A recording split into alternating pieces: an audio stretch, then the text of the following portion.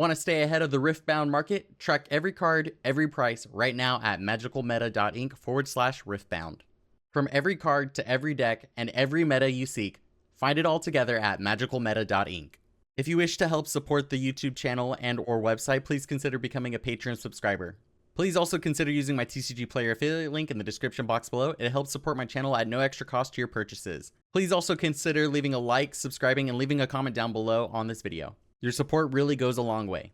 Game on, everybody, and welcome to another video. In this video, we're going to be discussing the Riftbound Advanced Deck Building Guide. This video has a little bit for everybody, including for beginners and advanced deck builders. Whether you're just starting to learn how to play the game and build your first deck, or if you want to go over some advanced deck theories, stick around and find out. We will discuss about deck size and deck requirements, along with the runes and resources and the difference of energy and power. We will also cover over the rune identities and domain, along with the legends and champions and their signature cards.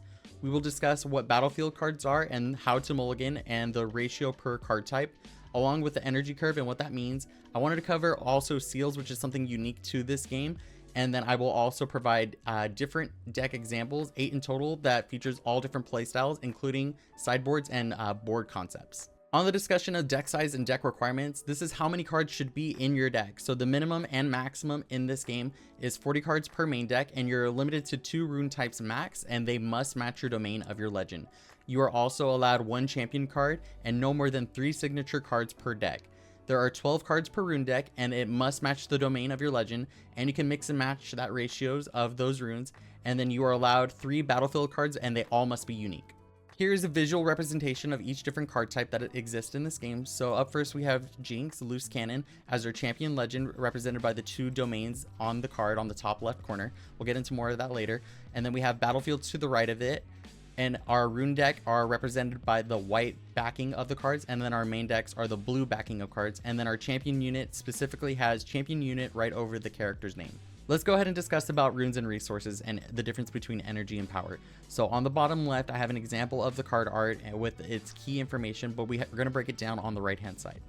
What is energy? So energy is that number 5 on the top left of the card. It is not color dependent, and to pay its cost, you must exhaust that many runes to play that card. What is power? So just below that number, you can actually see some cards might have a rune recycle cost associated to them. So in this one, it is the purple, which is chaos in this game, and it is color dependent. And to pay for this cost, you must recycle that matching rune to play that card, which means you just put 1 matching card type to the bottom of the rune deck. As you accumulate runes, you will be able to pay the cost for stronger units or play more cards per turn. Paying power forces you to cycle down resources, so be very careful not to downcycle too much, because that can cause you to play off curve. So this is from the official Riftbound Discord server by Riot Games R&D and creative director Dave Guskin. Here we have the 6 different domain types. We're going to go from top to bottom, and the red one symbolizes fury, and it has aggression, conquer, recklessness, and damage.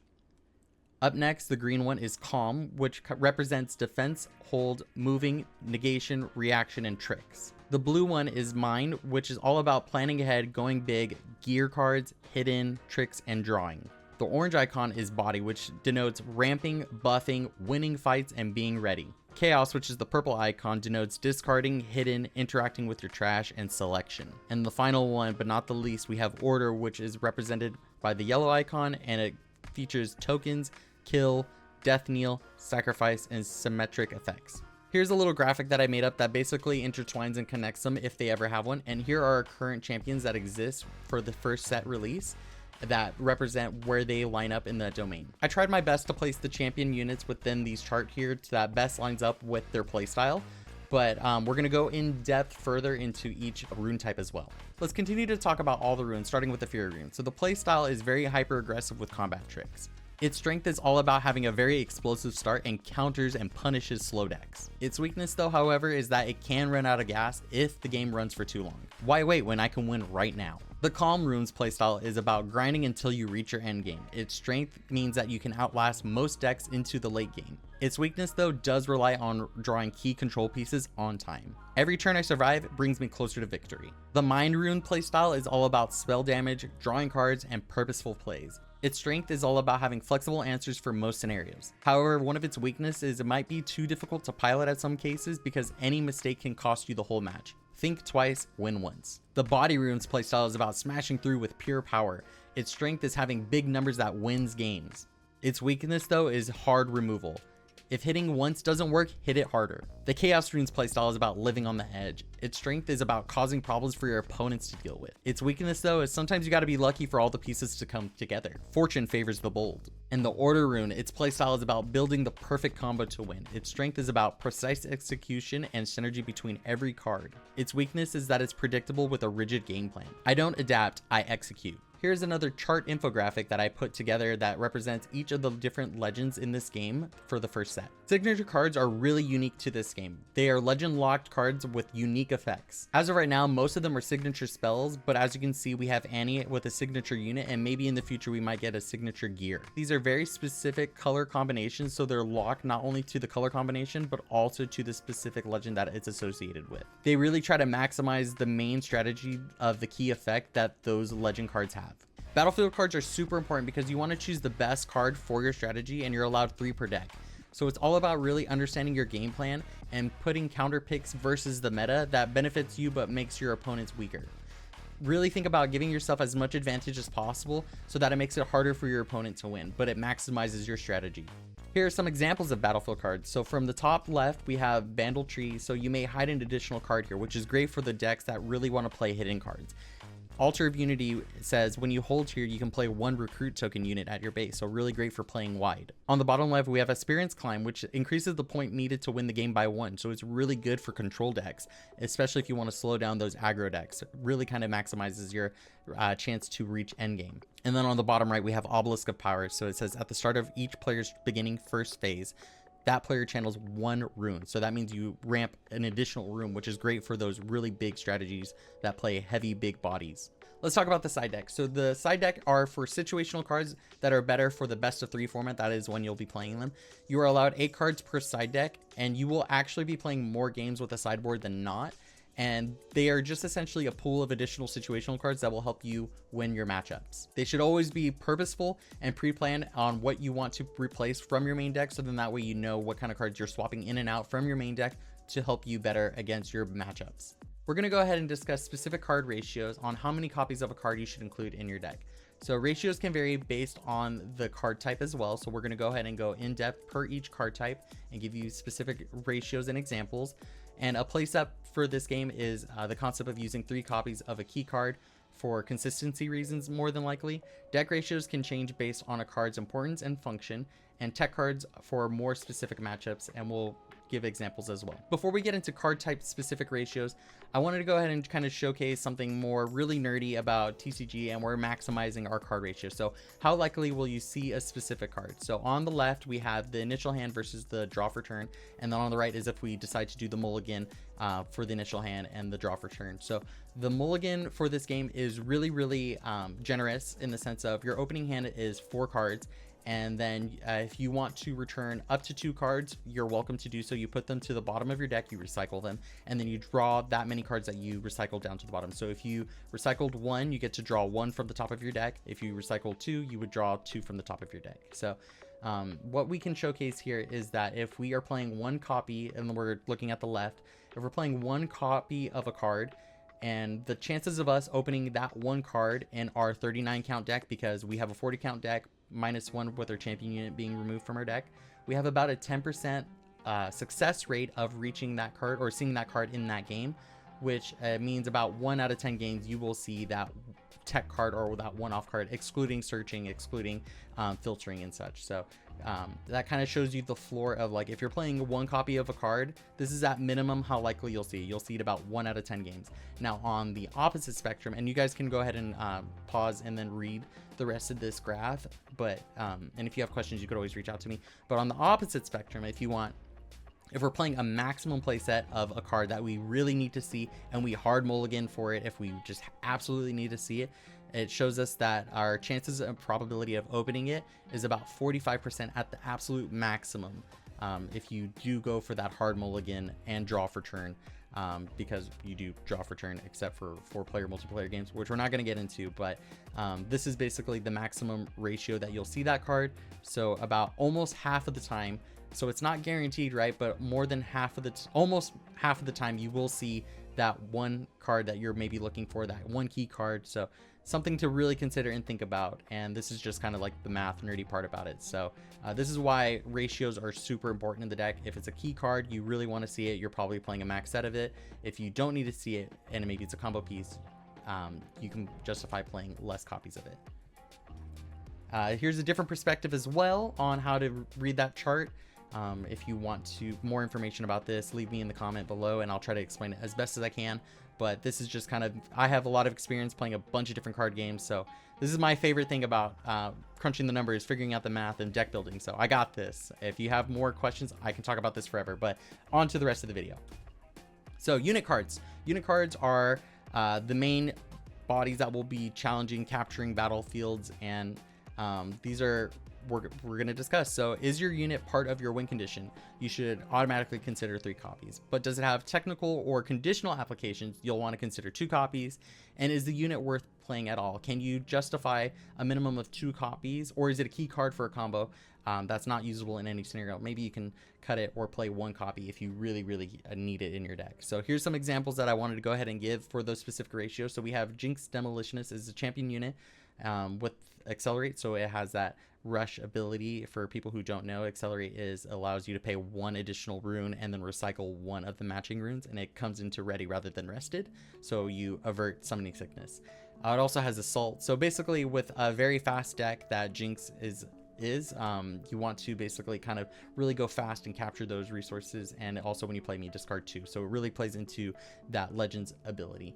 And then for a 2-off copy, I have Vi as an example here, as it has the ganking unit, and it also has the really important, really powerful effect, in my opinion, of recycle 1 from your trash, and it gives 1 more strength this turn.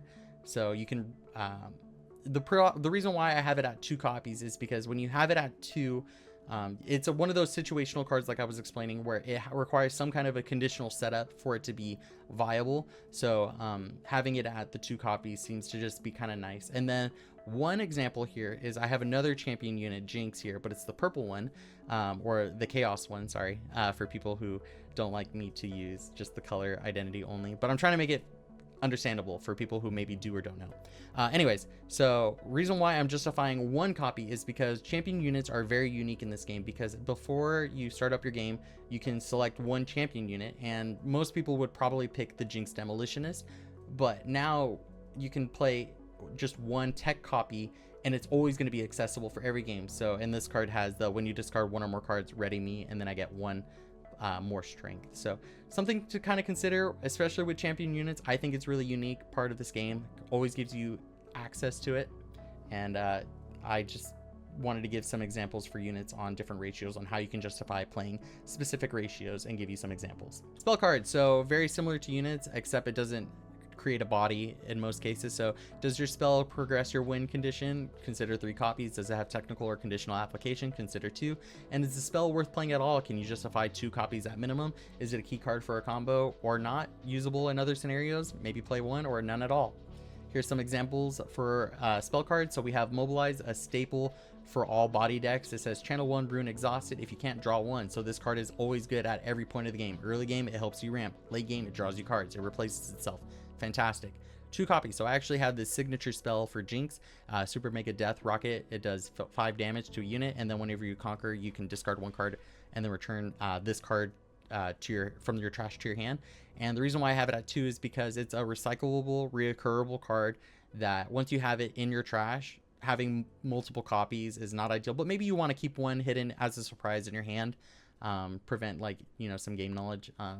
But it's recurable, so you don't necessarily need the 3rd one. You just need to find a consistent amount of it.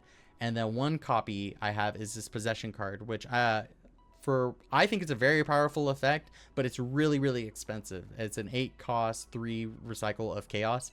It says choose an enemy unit on the battlefield, take control of it, and recall it, so it puts it back into your base. So it's just really expensive, but it's really spicy, and it's one of those cards that maybe if your opponent knows that it exists in your deck, that they have to kind of respect it and play around it. Gear cards. So we're going to discuss about the gear cards and ratios. So admittedly, gear cards are not really the best yet in this game, but they do have a purpose, and I think they have value behind them. So this is a little bit more difficult to come up with some ratios and examples, but we'll go more in depth on that. But In short, do gear cards synergize with your win condition? Of course, play 3. Does it have technical or conditional application? Play 2. And that's kind of where most gear cards in my experience of deck building kind of fall under. And then, is your gear card worth playing at all? Can you justify the 1 copy minimum or at all? Because gear cards' role is about resource generation or board control. We're going to go ahead and give you some examples as well. So again, here's some seals. I'll talk more about the seals later in this video, but seals is for a very specific deck style, such as like the aggro style decks, or maybe one that has heavy recycle, and you'll definitely need seals, but that's for later that I'll discuss. For 2 copies, so I have Mushroom Pouch as the example. So at the start of your beginning phase, if you control a face down card at a battlefield, you draw 1. So this gear just chills at your base, and if you have to control a battlefield, and then you have to also have a hidden card there, so a conditional card that requires some kind of setup. And if you have too many of these in your hand, it clogs up your hand, and then they kind of don't get you any value. It's one of those situational cards where you have to have everything kind of line up. And then as 1 copy, I kind of wanted to put this here as a potential tech. I don't necessarily think maybe this is one of the best examples, but I'm working with what I got for set 1, to be honest. But Pack of Wonders, it has rest this card, and then return a friendly gear, unit, or hidden card to its owner hand. So that can help you kind of bounce something back from the board back into your hand if you wanted to maybe replace a hidden from one battlefield to the other battlefield. So just as an example there. We're going to go ahead and discuss energy curve and style. So energy curve and playstyle of deck variances. So energy curve and deck ratios can vary based on the playstyle. So an aggressive style deck will have an early game plan, and the average card energy cost will be somewhere between 0 to 3, and the power cost of maybe 0 to 1. A mid-range deck will have a more focused mid-game strategy where they don't necessarily excel in the beginning or in the late. They kind of just have their game plan and consistency in the middle, and their energy cost is somewhere maybe around between 4 and 7, and a power cost of 1 through 2. And then a control game, a control deck will have a late game play style where their cards most likely cost like really high power of like 8 through 12. This excludes ramp though, because that's a completely different play style. But just kind of give you an example of where the energy curves maybe fall.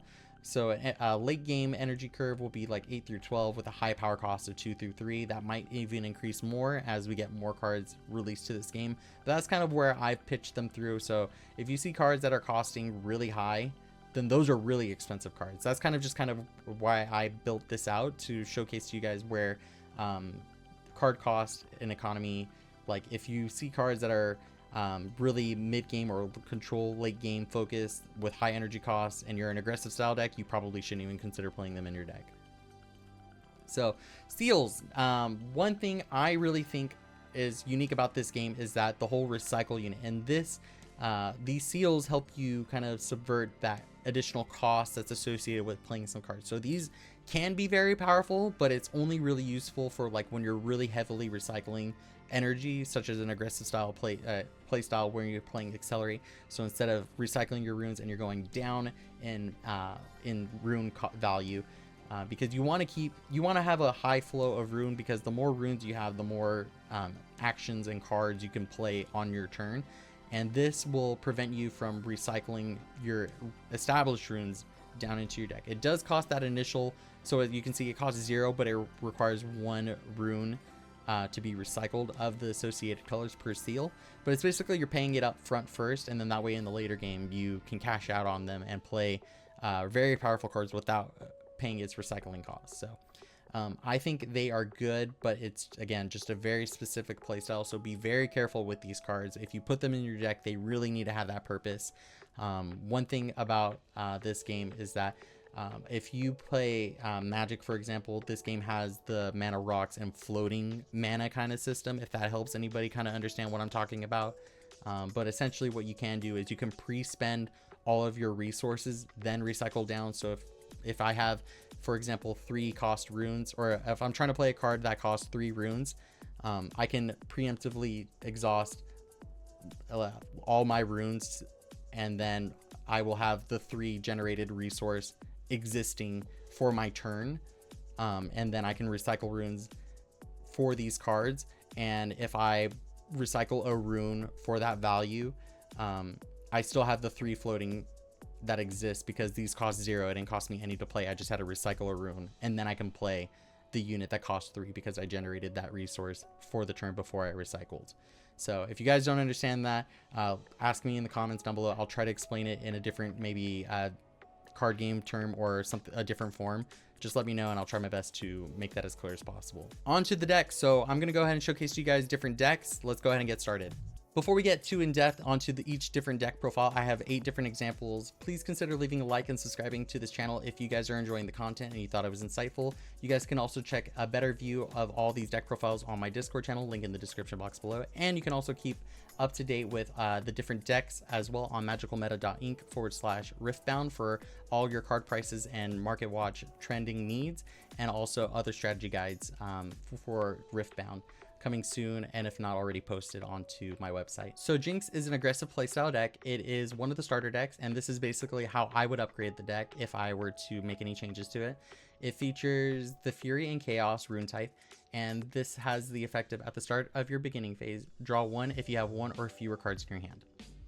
And it heavily plays, so you can see it plays the seals because we will be aggressively accelerating, and we don't want to downcycle our runes because we want to be able to keep a healthy rune amount and aggressively play into the board. It has a very low energy curve and power curve, and it's all about really discarding your hand to get its legend ability active, so then that way you can draw and see more cards faster, and you're really just trying to win the game before your opponent can even set up or do anything. For our next deck, I wanted to showcase a mid-range style deck. This is Sett, which has the rune type of body and order.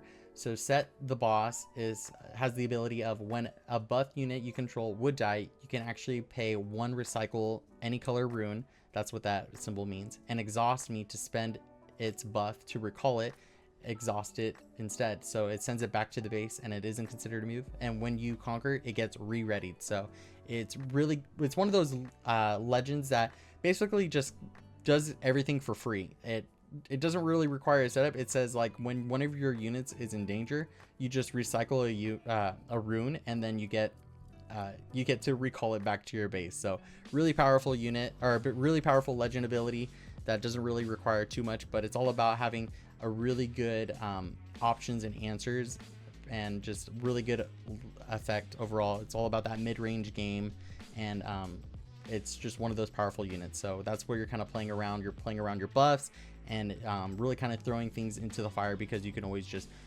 call it back to your base and then use it for the follow-up. Here I wanted to showcase to you guys a control style deck, which we have Ahri, Calm, and Mind. Ahri, the Nine-Tailed Fox. When an enemy unit attacks a battlefield you control, give it -1 strength this turn to a minimum of 1. And essentially what we're doing here with this playstyle is all about taking control of a battlefield and controlling it through and through, because when you end up doing so, you end up getting additional benefits such as ramping or drawing a card, or even additional points through the green Ahri that's showcased as on top left of this list here.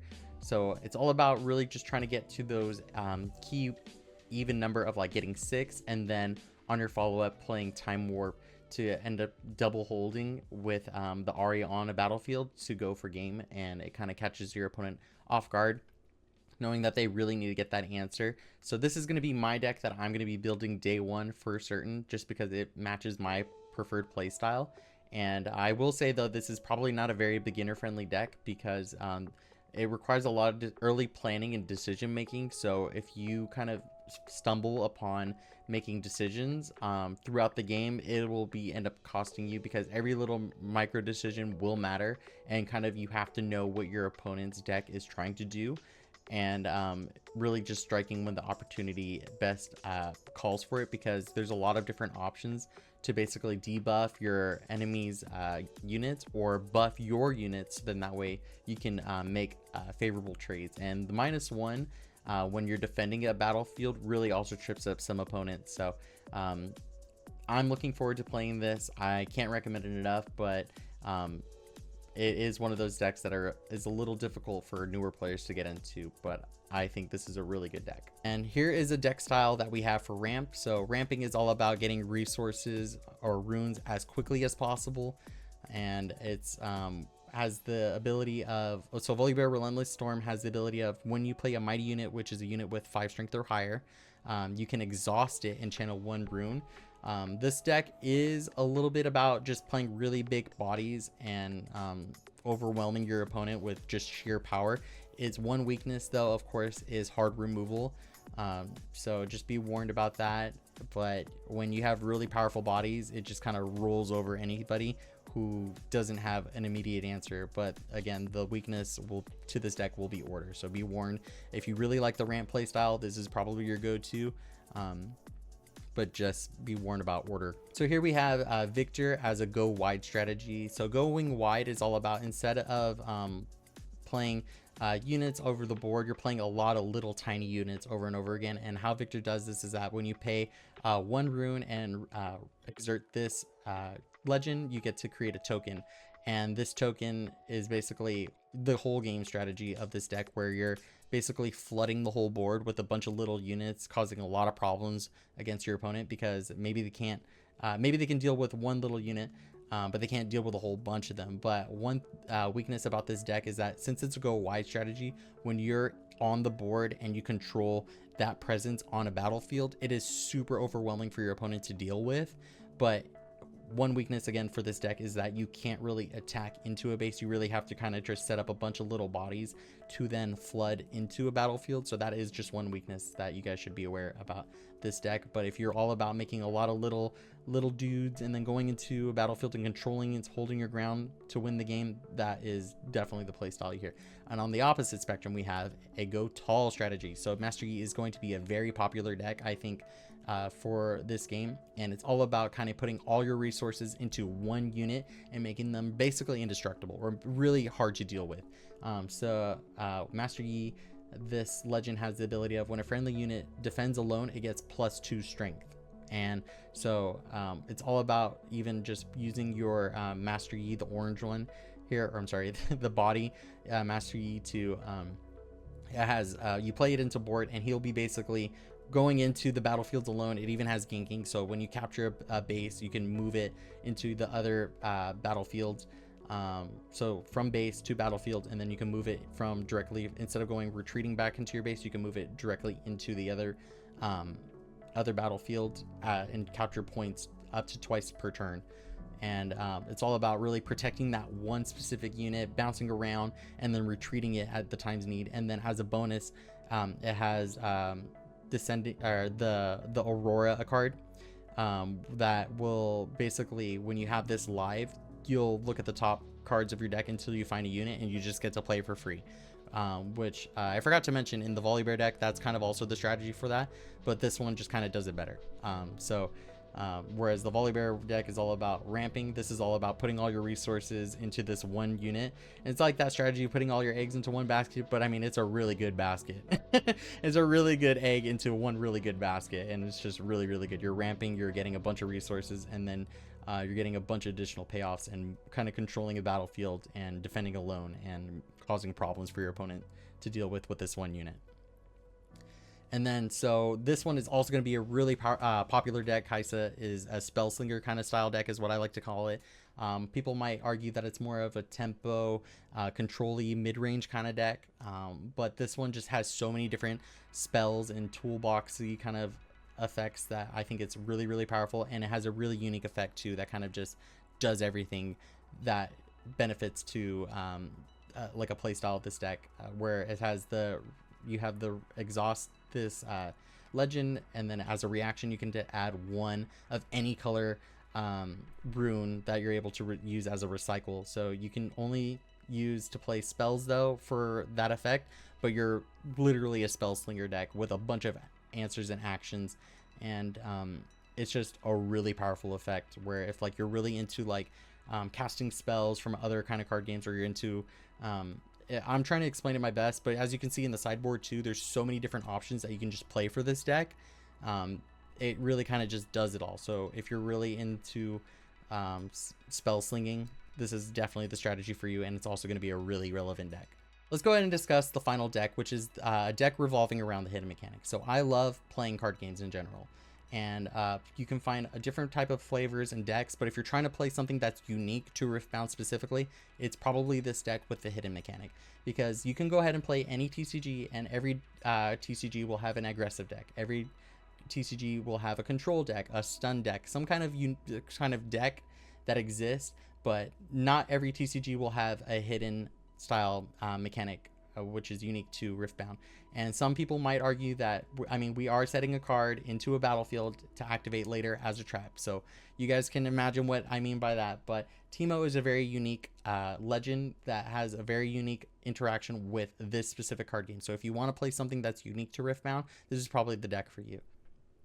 So let's read what Teemo Swift Scout does. So it says you may pay 1 to hide a card with hidden instead of recycling a rune. Already really thematic to the deck. And can be potentially very powerful moving forward. So, and it also has the other legend ability of pay 1 and then you exert this legend, put a Teemo unit you own into your hand from your champion zone or the board. And that's just kind of allows you to play Teemo in and out, and you'll be also able to really play into the hidden mechanic of this deck. So again, if you guys are interested in something that's unique to Riftbound, I would probably suggest you play this or give it a try anyways. So let's go ahead and consider the following when it comes to deck building tips in general. So you should build based off the metagame trends when setting or deciding your ratios. And it's also important to tech choices and adapt ratios based on your local meta, because when you see championship results or regional tops and deck profiles, sure, they were really great, but those are decks that were built specifically for that meta, and that meta may not line up to what you have at your own local area. So what the best key takeaway is always just like, yeah, you can use those as blueprints to basically get an idea of what you should do. And I strongly just encourage people just to even like use my list that I have as a guide to kind of get you in the right direction to really play the game and get experience into it, to find what you like and what you don't like, because it's all important to really just test, tweak, and refine to find the deck that is uniquely yours and what's something you can enjoy. Thank you so very much for checking out my video. If you guys enjoyed the video, please remember to leave a like, comment, and subscribe to my channel for more TCG content about Riftbound. If you plan on purchasing any of the cards or building any of the decks I showcased today, please check the prices on my website and using my affiliate link in the description box below or on my website to help support my channel in a passive way. It really does help my channel a lot, and I really appreciate any interaction, as it really does go a long way with YouTube. If you have any questions, please also let me know in the comments below, or even just join my Discord and just ask me there. Please again, check out my website, and I will see you guys in the next video. I'm out of here.